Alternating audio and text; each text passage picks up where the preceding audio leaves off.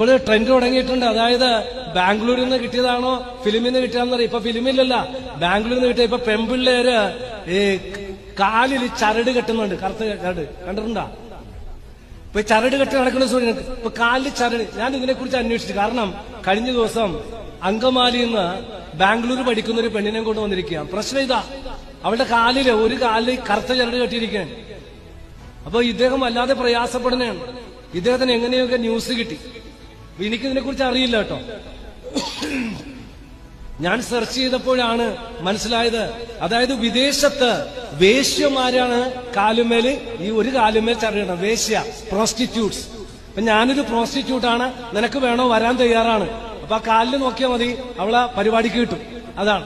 പിന്നെ ഈ ലെസ്ബിൻസാണ്, സ്വവർഗഭോഗികളുടെ അടയാളമാണ്. ഈ കാലെ ചരട് കെട്ടേക്കണത് സ്വവർഗഭോഗികളുടെ അടയാളമാണ്.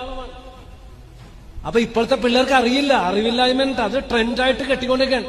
നമ്മുടെ അങ്കമാലി എറണാകുളം രൂപതയിലെ പള്ളിയിൽ വരുന്ന ഡ്രസ് കോഡ് ഉണ്ട്. ഡ്രസ് കോഡ് നമുക്കില്ലെന്ന് തോന്നുന്നു. തീർന്നില്ല. അപ്പൊ എന്താണ് ഈ കാലുമേ കറുത്തി ചരട് കെട്ടുന്നത്? വിദേശ രാജ്യത്ത് വേശ്യകളാണ് കെട്ടുന്നത്. 2 സുവർഗഭോഗികളാണ്. അപ്പൊ നിനക്ക് എന്നോട് താല്പര്യം, വാ. അതാണ്. പിന്നെ കോൾ ഗേൾസ്.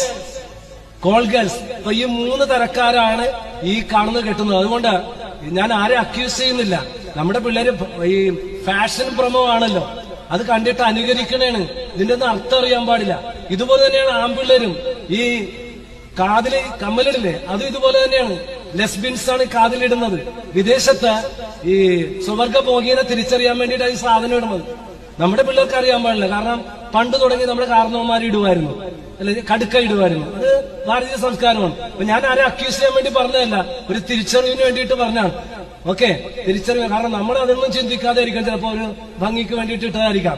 പക്ഷെ ഞാൻ പറഞ്ഞു വെച്ചത് ഇതിന്റെയൊക്കെ അർത്ഥം ഇതാണെന്ന് പറഞ്ഞാണ്. അതുകൊണ്ട് ആരും പ്രയാസപ്പെടരുത്. നെൽസൺ അച്ഛൻ ഈ ബൈബിൾ കൺവെൻഷനില് ഒരു തിരിച്ചറിവിന്